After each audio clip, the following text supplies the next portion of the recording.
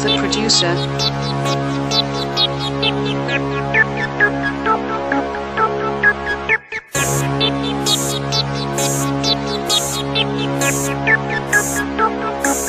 Zézéto, c'est lui, un artiste du football, un Brésilien ivoirien. Son arrivée sur la scène ivoirienne, lui et ses amis de l'académie Mimosifcom, a marqué toute une nation.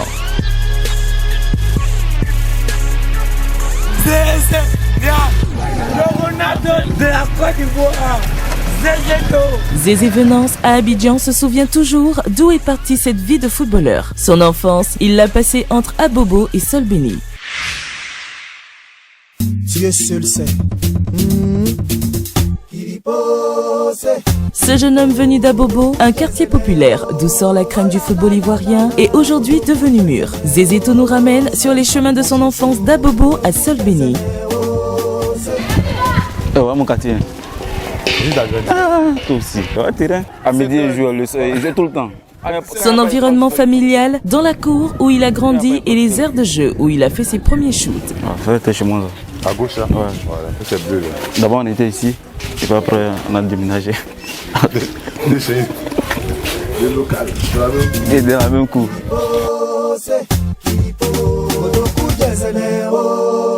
Zézéto tout petit, c'est l'enfant qui aimait taper dans le ballon.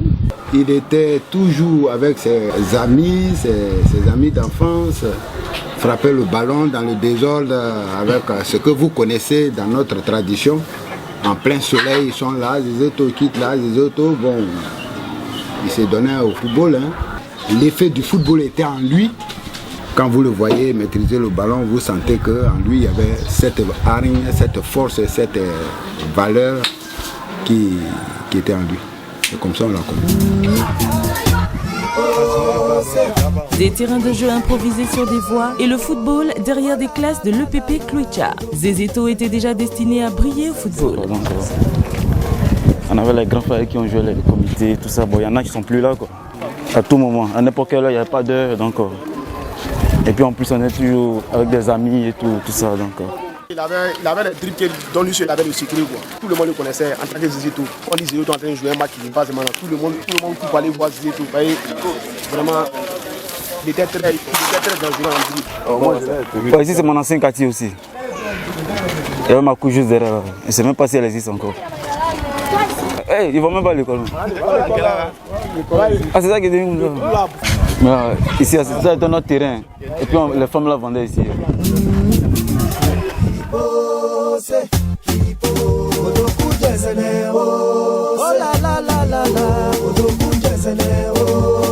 Salomon José.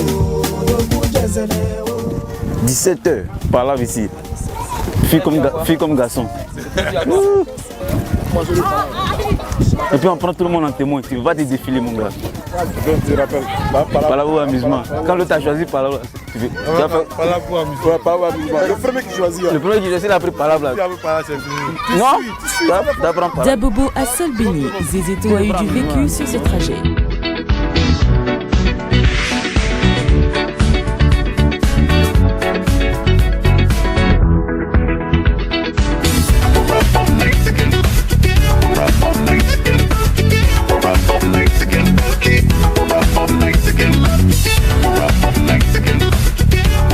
À Solbeni, le rêve du football a pris une autre allure. Zézéto et plusieurs enfants de la ville d'Abidjan étaient à l'apprentissage d'un sorcier blanc, Jean-Marc Guillaume. Zézéto un retour possible à la SEC un jour?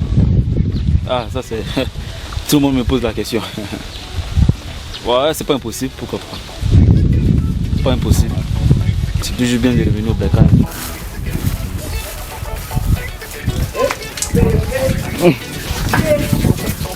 C'est elle qui nous nourrissait. Ouais, c'est venu plusieurs fois ici.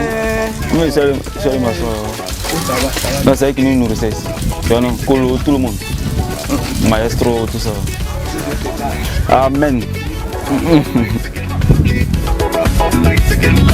Le petit footballeur de rue devenu un académicien, c'est désormais un nouvel environnement. Comment je suis devenu footballeur? Bon, dès le départ, c'est une passion qui était en moi déjà. Donc, je jouais déjà dans les quartiers à Bobo et tout ça. Donc, c'est comme ça que je suis venu au foot, quoi. j'aimais beaucoup le foot. Oh, mon plus grand rêve, c'était tout simple, devenir footballeur professionnel. Voilà, après, je pense que j'ai réussi ça. Maintenant, après tout ce qui vient autour, bon, je sais pas, mais je suis que je voulais devenir footballeur professionnel. Donc, je pense que j'ai réussi mon rêve d'être footballeur professionnel. J'ai passé les tests comme tout le monde. Et après ces 2 tests, j'ai été recruté à l'académie. La vie à l'académie, c'était comme une famille, quoi. Une famille, on était vraiment solidaires. Et on passait plus de temps ici qu'ailleurs. Donc, ça faisait qu'on était vraiment des frères, quoi. C'était vraiment bien. On a partagé beaucoup de choses. Et surtout le football aussi. Donc ça m'a beaucoup aidé d'être passé à l'académie. Et puis d'être devenu un homme surtout. Et avec plein de voyages, donc on a beaucoup appris. Et c'est ce passage à l'académie qui m'a permis d'être ce que je suis aujourd'hui. Donc on va dire ce passage à l'académie m'a tout donné, quoi. M'a tout donné. Donc je suis vraiment content d'être passé à l'académie. Voilà, la SEC, à l'époque, c'était voilà, l'équipe des rêves. Et donc c'était déjà ça dès le départ. Et je pense que c'est ce qui m'a motivé même à venir.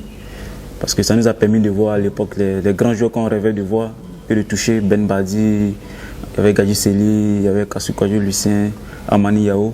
Donc quand on est rentré ici, on les a vus, donc on les voyait de près. Donc vraiment, c'était vraiment un honneur, quoi. De l'école au stade Félix Houphouët-Boigny. Après 6 années passées à dompter le ballon et l'espace de jeu, Zézéto et les autres académiciens avaient rendez-vous le 7 février 1999 au stade Félix Houphouët-Boigny contre l'Espérance de Tunis pour la Super Coupe d'Afrique. On a vécu ça comme n'importe quel match qu'on jouait d'habitude, quoi. On n'a pas vu l'ampleur que ça allait prendre, puisque nous, on était déjà contents de jouer ce match. Et puis on était content aussi surtout de montrer aux Ivoiriens qu'on avait bien travaillé. C'était dans cet état d'esprit que nous on était. Mais on ne voyait pas la grandeur du match, quoi. Mais je pense qu'après quelques minutes du match, quand on a fait le 1-1, là on a senti que le match était vraiment important. Donc je pense que c'est surtout notre calme et puis peut-être notre ignorance qui a fait qu'on a gagné parce qu'on n'était pas stressé.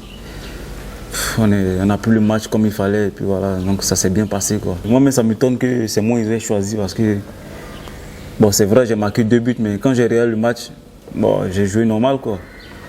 J'ai joué normal, mais il y a des joueurs parmi nous qui avaient fait des bons matchs. Je pense à Joss qui a fait un grand match. Je pense à Maestro qui avait fait un super match. Donc voilà, je pense que quand Dieu a décidé que c'est toi, voilà, c'est toi. Donc en tout cas, j'étais très content et très fier qu'on me reconnaisse dans la rue. Et voilà, donc c'est vrai, marquer 2 buts aussi, c'est pas rien. Donc je l'ai fait devant une grande équipe. Donc peut-être c'est ce qui a permis aussi que mon nom ait pris à Abidjan aussi. Donc en tout cas, j'étais très fier.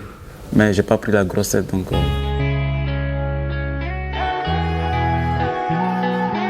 Après l'académie et la SEC, Zézéto a embrassé une carrière internationale. Non, mais je pense que déjà il faut bosser parce qu'il ne faut pas déjà penser à l'argent dès le bas âge. Donc il faut beaucoup travailler, c'est ce que je peux leur dire, de travailler surtout, d'être discipliné parce que ça compte beaucoup. Et il faut être passionné aussi, c'est important. Et de toute façon, l'argent viendra toujours après. Quand tu es performant, l'argent va venir tout le temps. Donc tout ce que je peux leur dire, c'est de bien travailler, d'être vraiment concentré, d'être discipliné surtout, parce que le foot, ça demande beaucoup de sacrifices. Et voilà, quoi, c'est ce que je peux leur dire. Ouais,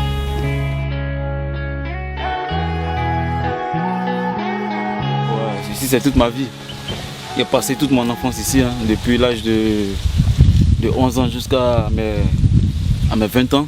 Donc, j'ai passé toute mon enfance ici, donc c'est vraiment important. Zézéto n'a pas oublié les bons et mauvais souvenirs eus avec les académiciens, notamment la vie sans Armando. Ce jeune au centre de cette photo, démarqué des autres par sa paire de chaussures différentes. Armando est encore dans les pensées de Zézéto.